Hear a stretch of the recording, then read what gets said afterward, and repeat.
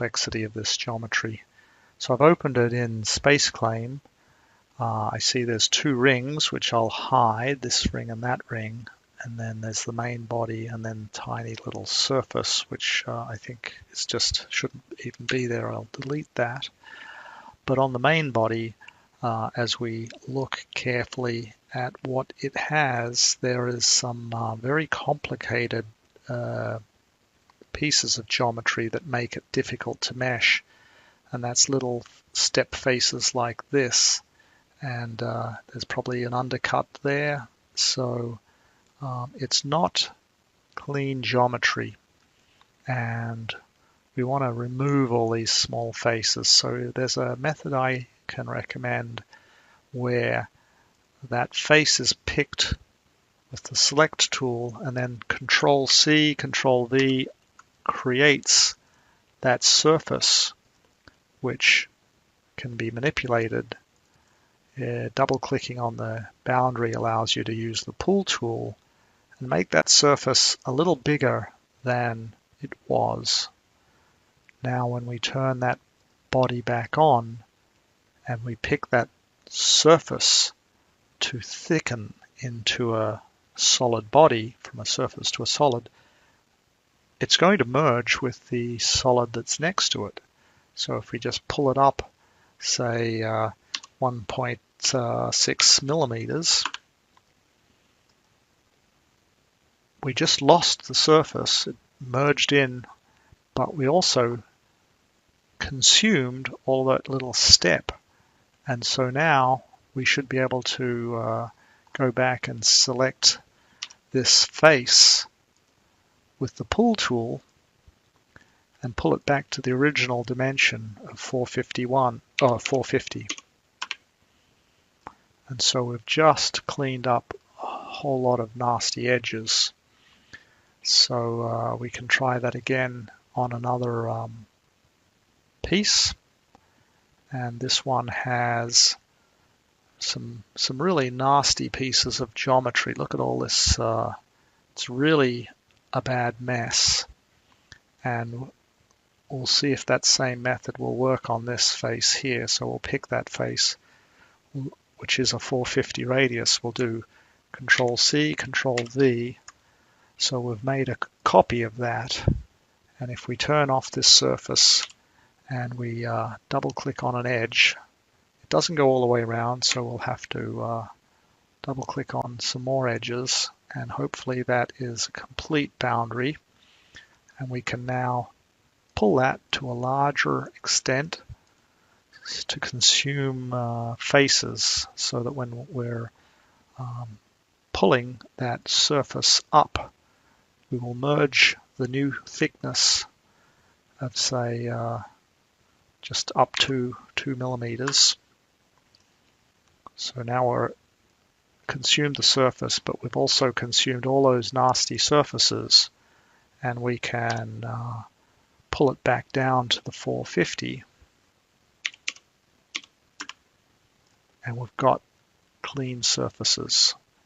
So that is a technique for cleaning things up. And there's another one over here. We're 4 minutes into the video, so I'll attempt one more. Then I'll point out some other questions that is a problem. And that is, we'll pick this face, Control C, Control V, and there's a surface, so we'll hide that. We'll double click and double click down here to get the full. Use the pull tool to enlarge this, and then we'll turn that solid back on, and we want to go up a couple of millimeters with the pull tool, so up 2 millimeters, 2.5 say, and we've merged. And now we'll go down with the pull tool to 452. And couldn't make that, so there's other issues here. And I think those other issues have to do with this face here being connected underneath this, and there's this tiny face here. And why is there a gap under there? Is that intentional? I don't think so. I think that's a mistake. And so maybe this whole surface has to be pulled up to a larger value, if it can be, pulled up to 452. And we can't, but this is indicative of the kind of geometry problems that need to be repaired before this will mesh. And one method might be to slice away this at the 450 setting. Yeah, we pulled it up, can't pull it down. So there's always undo, Control Z. We're back to 450. So if we Control C, Control V, we get a surface. And now this surface, we can delete the holes in the surface and use this to slice through. So we would pick all the gaps, delete them, and then we would pull the edges out by a lot so that we have something to cut through the entire piece of geometry in a split body operation. We can split that body with this face. And now we're done. We can hide this surface for now. And what we have is a clean inside body. So this will mesh with no problems at all, as will the two rings. And we have these two pieces which have all of these, like this has these cavities underneath. And so I would need to know if those cavities are intentional or not. And yeah, what's going on with those? This is now where on this thing it's a hole. Maybe now that it's split, we can go back to the select tool and we can pull that through. Maybe we can't pull it through yet.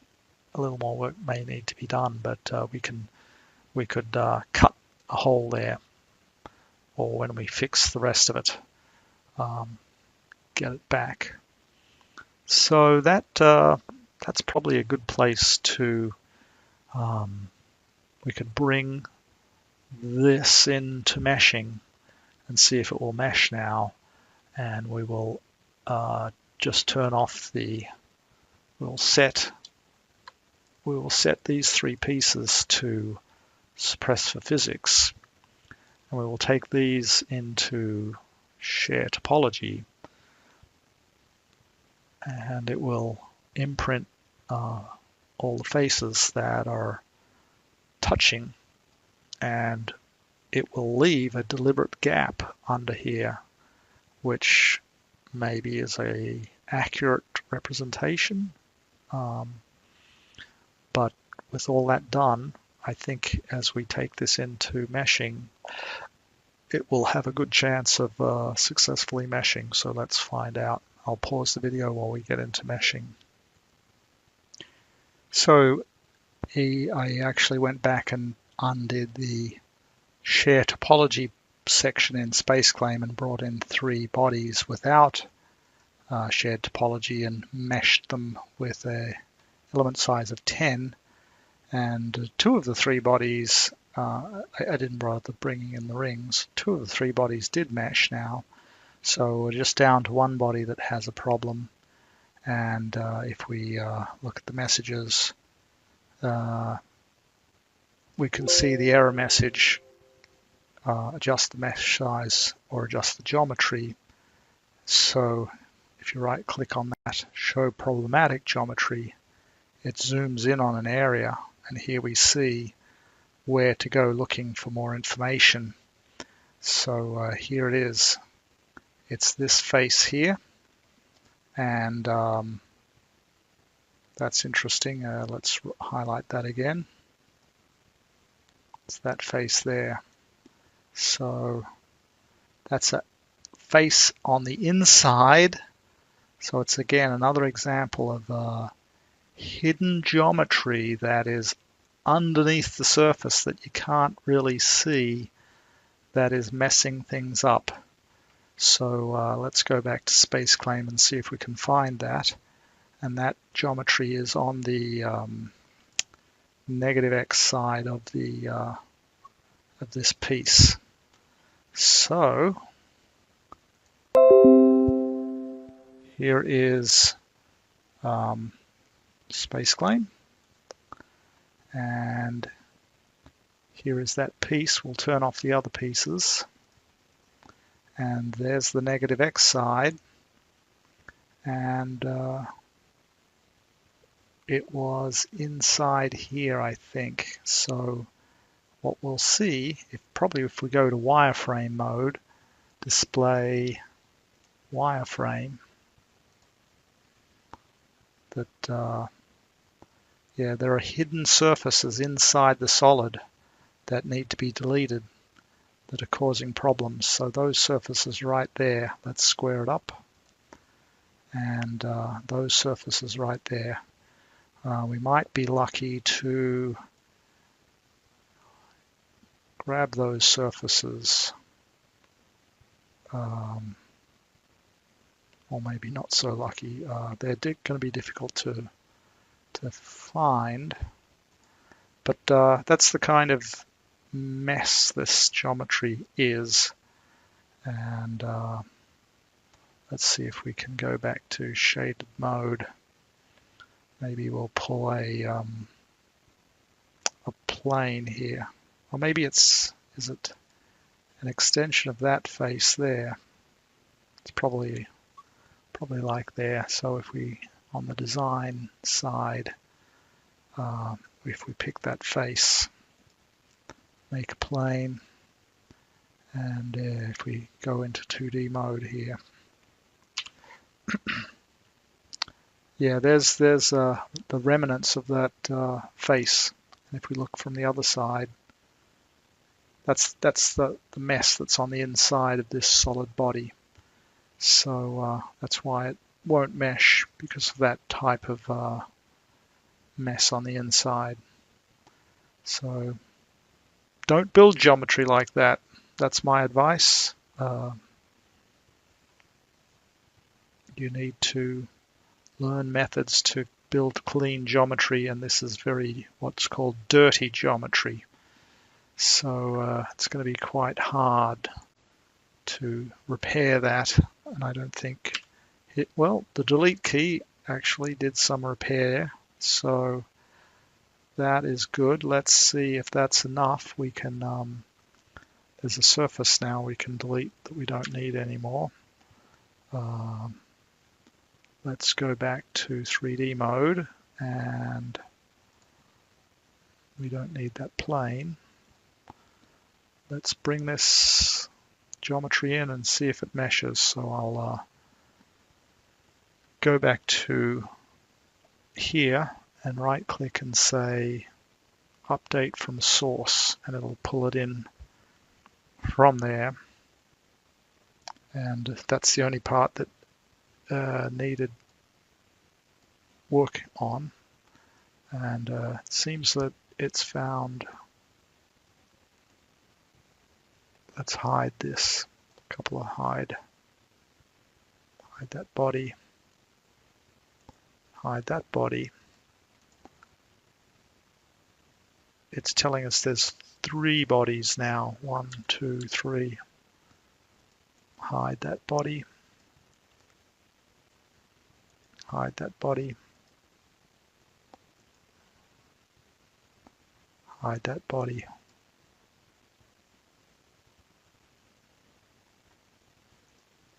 I'll give it an assignment. They all get this structural steel. Hide that body. Show these new bodies. So these are just garbage. So we're going to suppress those bodies. Show all bodies. And now mesh.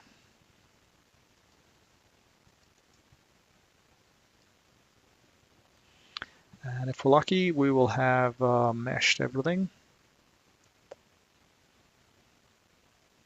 Yep, there we go. So the lesson here is build clean geometry. That'll be the end. Thank you. Bye.